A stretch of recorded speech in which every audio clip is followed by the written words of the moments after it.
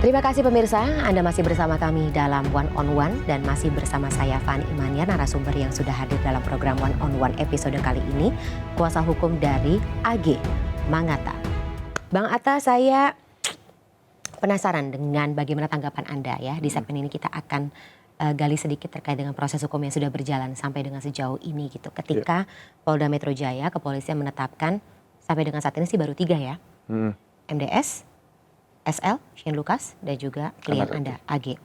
Apakah menurut Anda cukup kalau kita melihat cerita yang beredar begitu, terus kemudian juga kesaksian dari beberapa orang, ada kecurigaan atau beberapa pengamat hukum mengatakan kayaknya masih perlu nih ada yang ditetapkan sebagai tersangka. Bagaimana menurut Anda?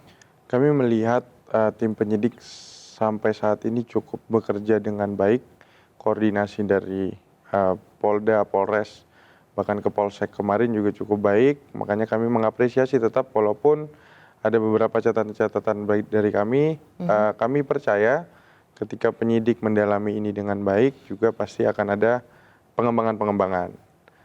Untuk pihak-pihak yang lain perlu ditarik, kami yakin penyidik pasti sudah punya penilaian yang cukup objektif, tapi kami serahkan semuanya ke penyidik, Mbak, karena kami sudah menyampaikan yang beberapa kali di media mungkin sesuai dengan yang disampaikan oleh klien kami dan kami juga sudah lihat di alat buktinya gitu. Oke, kan kemarin juga sempat ramai begitu Bang Atta, pernyataan dari kuasa hukum APA yang tiba-tiba ya muncul ke permukaan dan waktu itu menuntut Mario Dandi atas tuduhan pencemaran nama baik, kesaksian yang disampaikan oleh Mario Dandi dalam BAP. Sempat dikonfrontir juga nggak ke klien Anda AG gitu, peran APA ini siapa? Soalnya lagi-lagi ceritanya jadi simpang siur satu sama lain begitu. Dikonfrontirkah ke klien Anda sosok APA ini siapa? Karena sebab dikatakan dia yang pertama kali membisikkan terkait dengan hubungan klien Anda dengan korban David Ozora. Alih-alih yang dilihat oleh publik, klien Anda yang sebagai pembisik. Iya betul Mbak. Jadi di pendampingan kami di BAP kedua, setelah dari Polres beralih ke Polsek beralih ke Polres, kami memang sudah melihat ada nama APA ini. Tapi dari awal? Iya, kami sudah sampaikan. Tapi balik lagi kami waktu itu melihat ada ternyata di pihaknya Mario Dendi juga udah menyampaikan yang sama. Dan ternyata pada saat 2 hari apa sehari setelahnya Pak Kapolres sudah menyampaikan bahwa ada pihak juga yang menyampaikan berita tentang hal tersebut kepada Mario Dendi, yaitu saudari itu APA tadi. Tapi kami nggak mau komentarin lebih lanjut Mbak, karena intinya penyidik sudah memeriksa beliau dan sisa sekarang keputusan penyidik untuk menentukan apakah dia memang perlu ditarik dalam pertanggungjawaban dalam pidana ini apa tidak. Karena kami selama ini hanya menyampaikan bahwa memang keterlibatan APA ini adalah yang menjadi bukan trigger sih Mbak, pemberitahu bahwa ada kejadian yang melibatkan klien kami. Memberi informasi pertama? Iya, tapi untuk memang ini kan tindak pidananya penganiayaan Mbak ya. Mbak Fani juga anak hukum dulu, senior saya. Jadi pasti kita tahu Mbak, di konstruksi pasal 355 dan turunannya pasti juga objektivitas dari penyidik. Jadi penyidik kalau memang lihat itu sebagai motif, ya penyidik pasti akan memutuskan ada pihak tambahan. Tapi ketika mereka melihat tidak perlu ada motif, ya berarti sebaliknya. Tapi lagi-lagi ini juga akan dibuktikan di persidangan. Betul. Ya. Nah kami beberapa kali menyampaikan di media adalah untuk memberikan informasi kepada masyarakat bahwa bukan dari klien kami yang menyampaikan hal tersebut pasti. Bukan yang seperti dituduhkan oleh warganet kalau klien Anda inilah yang biang kerok, yang provokator, begitu ya? Betul Mbak. Jadi kalau dibilang kami yang memberi menyerang saksi APA, kami yakin sebenarnya tidak ya, karena kami diserang duluan, justru kami mengklarifikasi. Disenggol duluan. Kami memberi klarifikasi pasti dengan porsinya. Baik. Tapi klien Anda kenal dengan sosok APA ini? Sama adiknya kenal, dekat. Jadi kalau menurut anak AG, dia tahu, kami selalu konsisten sampaikan bahwa anak AG tahu dengan saudari APA, tapi balik lagi dia lebih dekatnya dengan adiknya, ya. Oke, jadi APA yang berteman lebih dulu dengan Mario Dandi, Ya, kemudian Mario sempat Dandi berpacaran. sempat berpacaran, kemudian Mario Dandi putus dan berpacaran dengan klien Anda Ya, seperti betul. itu. Oke, ya lagi-lagi motif yang memang biasanya terjadi di romansa masa muda atau romansa remaja seperti itu. Tapi ya sayang sekali memang akhirnya melahirkan sebuah kasus pidana. Ya, itu yang kita prihatin, Mbak. Oke, tapi kalau misalnya untuk AG sendiri berarti tidak ada permintaan atau lagi-lagi apakah ini akan juga dibeberkan dalam persidangan terkait dengan perannya?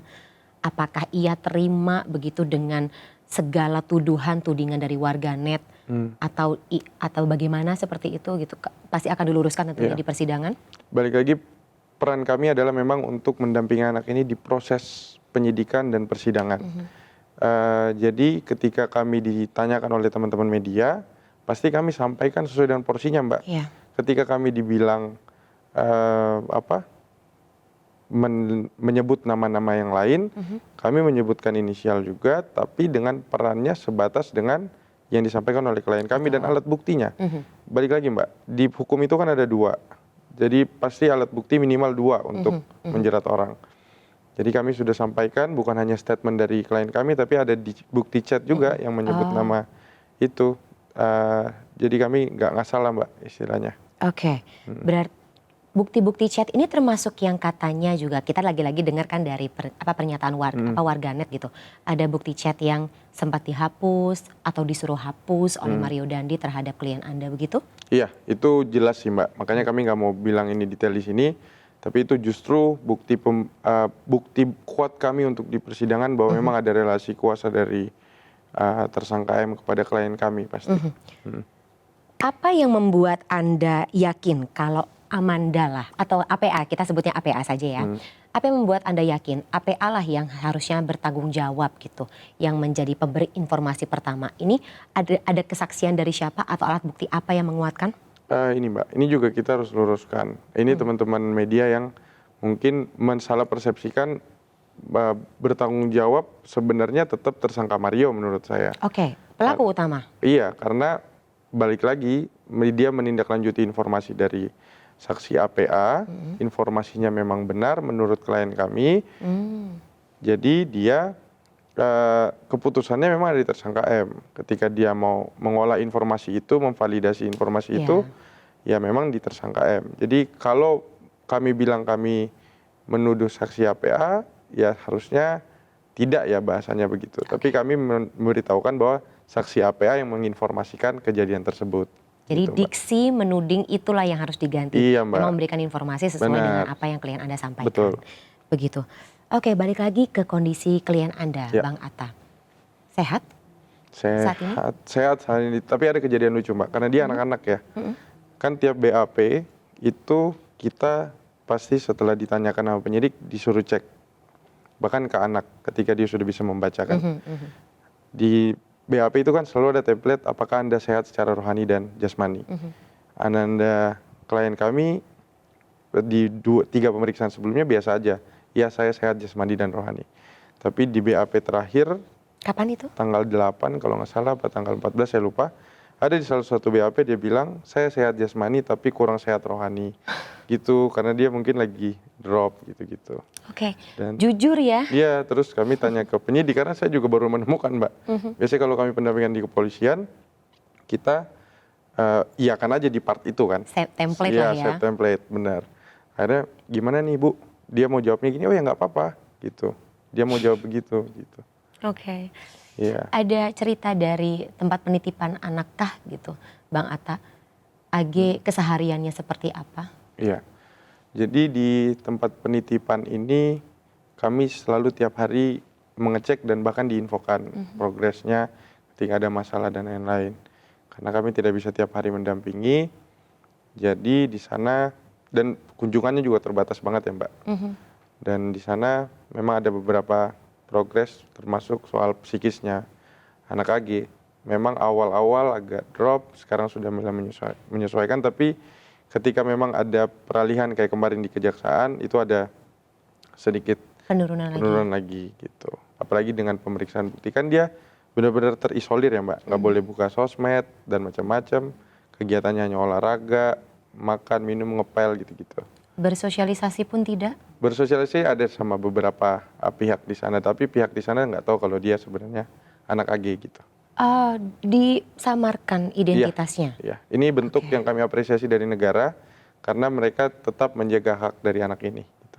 Oke. Ketika klien Anda mengatakan tidak sehat secara rohani seperti itu, apakah juga ada assessment di tempat penitipan anak, berdoa, perubahan cara berdoa, perubahan durasi atau kualitas dan juga kuantitas berdoanya dalam satu hari begitu? Ya, kalau itu kami belum tanyakan lebih detail, Mbak. Cuma nanti ada laporan pendampingan sosial dari pekerja sosial, Peksos namanya, itu nanti yang akan disampaikan ke majelis. Jadi kami yakin apapun yang dilakukan oleh anak AG sesuai dengan ceritanya kepada kami yang memang dia rasakan, saya yakin nanti akan sesuai dengan catatan di persidangan, Mbak. Gitu. Oke. Kalau kita bicara mengenai kondisi psikologis ya dan juga rohani yang menurun seperti itu Bang Atta. Ya. Kita cuma butuh biasanya sih manusia gitu karena manusia kan Betul. makhluk sosial ya. Selain berdoa kepada Tuhan, kita juga butuh support dari orang-orang terdekat. Oh iya. Bagaimana bentuk dukungan dari lingkaran terdekat AG ya tadi? Orang tuanya, Ya. keluarga, kakak, atau teman-temannya mungkin? Kalau teman-teman kami lihat bahkan kami mencoba untuk membatasi dulu walaupun memang ada yang berhubungan dengan via orang tuanya. Tapi karena anak AG ini masih kita harus jaga psikisnya dan kami konsultasi juga ke psikolog sih apakah ini udah boleh berinteraksi sama teman-teman kalau ada waktu kunjungan resmi. Sampai saat ini belum ada. Jadi pihak keluarga saja dan keluarga beberapa kali memberikan gestur mengirimkan makanan, terus pakaian baru gitu-gitu. Kurang lebih sih gitu aja sih Mbak. Dan itu juga tentunya menjadi sebuah faktor untuk perkembangan psikologis tersebut ya. Betul Mbak. Baik, untuk klien Anda sendiri, lagi-lagi mungkin kepada anggota tim kuasa hukumnya Bang Atta yang mungkin lebih dekat atau juga lebih rutin berhubungan dengan AG begitu. Apakah AG sempat menanyakan, lagi-lagi kan kalau misalnya kita bicara mengenai diri kita di usia 15 tahun, kemudian perempuan lagi yang kondisi emosionalnya biasanya kan lebih sering naik turunnya daripada laki-laki ya. Memikirkan bahwa apakah yang terjadi pada dirinya saat ini itu adil atau tidak begitu. Karena kalau kita lagi-lagi kemarin sempat berdiskusi dengan sesama kuasa hukum juga. AG ini adalah anak yang ya katakanlah baru pertama kali gitu berpacaran atau berhubungan dekat dengan pria yang usianya jauh lebih tua seperti itu. Dan selama ini mendapat perlakuan yang seperti putri begitu ya. Perempuan mana sih yang tidak merasa GR gitu ya, merasa dihargai gitu dengan perlakuan tersebut. Terus kemudian juga akhirnya terlibat dalam kasus seperti ini gitu. Apakah dia merasa this is not fair for me? Begitu? Ini ya, makanya sifat anak AG ini memang menurut saya agak berbeda. Jadi dia lebih benar-benar dia menutup itu, dia mungkin merasa ini dirinya, dia lebih ke lebih ke diam sih Mbak. Kadang bahkan ke kami dia menyembunyikan bahwa dia lagi sedih kadang. Ternyata kami dapat informasi dari teman-teman Peksos baru diluapkan ke sana. Makanya kami kaget ketika kemarin di kejaksaan dia berani meluapkan ekspresinya itu. Jadi kalau dibilang dia Mbak? Mempertanyakan bahwa ini adil atau tidak, sampai saat ini ekspresi itu kami lihat langsung belum ada. Lebih kepada kadang dia nanya, Bang Atta, David gimana ya sekarang gitu. Ada beberapa kali, 1-2 kali lah. Tapi dia lebih terbuka dengan ada salah satu mbak dari Peksos itu. Oke. Apa saja yang biasanya lebih atau katakanlah sering ia tanyakan, sering ia ingin obrolkan gitu? Sekali lagi agak terbatas kalau ke saya Mbak untuk hal-hal ini kecuali tentang kejadian perkara. Tapi ada beberapa kali dia titip makanan yang dia suka, kayak ada minuman khusus, ada makanan khusus, dia titip, Bang titip ini. Gitu. Mungkin karena kami cowok ya. Ya tapi gak apa-apa, itu lagi-lagi kan sebuah refleks yang manusiawi ya, Iya, terutama Mbak, dari betul. anak usia 15 tahun. Tapi lagi-lagi pertanyaan kondisi korban tetap ditanyakan seperti itu ya. Iya. Secara sadar nggak sadar dia kadang nyeletuk nanya. Sempat juga kontak atau katakanlah menanyakan sama keluarga gitu, memang apakah keseharian AG ini adalah selama ini tidak seekspresif itu gitu. Tidak seekspresif usia anak 15 tahun pada umumnya. Atau ketika kejadian ini saja, atau ketika kejadian ini barulah itu tembok ia bangun gitu untuk tidak bisa seekspresif yang seharusnya. Iya, Mbak. Jadi seperti yang kami sudah ceritakan, kami juga tadi bertemu dengan keluarganya yang cukup lama tadi waktunya, kami berinteraksinya juga cukup lama. Sampai tadi ngobrol sama mboknya, bibi yang bantu-bantu di rumah, itu melihat kondisi keluarga ini kan sejak 3 tahun terakhir memang lagi drop karena sakit itu. Bapaknya sakit, terus tiba-tiba ibunya sakit, dan 1 tahun terakhir ada kakaknya yang sakit. Nah, mboknya ini cerita kami tarik secara terpisah, ngobrol di luar sambil makan. Mboknya cerita bahwa sejak di SMA ini, apalagi mungkin karena gadget juga ya, jadi memang anak AG ini lebih tertutup, sekarang kadang lebih ngobrol seperlunya, dan memang kadang ada gestur-gestur cerianya dia, tapi nggak seperti waktu masih kelas SD kelas 6 SMP gitu. Jadi mboknya ini udah ikut dari 4 SD. Jadi dia lihat perkembangannya anak AG ini memang pada saat transisi ke 3 SMP ke 1 SMA ini memang kan usia kritis ya Mbak. Remaja-remaja gitulah. Dan karena bukan kehilangan ya, durasi atau kuantitas dan juga kualitas bertemu atau didampingi oleh orang tuanya berkurang sekali begitu ya? Iya, karena memang fokus ke kesehatan kan. Ayahnya juga mobilitasnya sudah sangat terbatas. Tadi kami aja pas kaget dia mau keluar kamar, karena mungkin selama ini kan kami belum ketemu fisik sama bapaknya. Tadi keluar kamar kami agak kaget dengan Pak Joko tadi namanya. Kondisi ayah AG? Kondisi AG tadi pakai tongkat yang kayak anak orang stroke gitu Mbak. Kalau ibunya?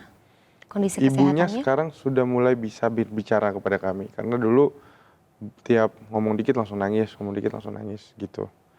Sakit juga kabarnya ya? Iya, kanker paru. Kanker paru-paru. Ya. Stadium berapa kalau boleh tahu? Itu yang saya belum bisa pastikan Mbak. Berarti dua-duanya tidak berada dalam kondisi yang Ya. prima begitu untuk mendampingi anak dengan usia kritis seperti AG ya? Iya, betul. Baik, kita gali lebih lanjut ya di segmen berikutnya ya Bang Atta. Tetaplah bersama kami pemirsa, One on One akan kembali sesaat lagi.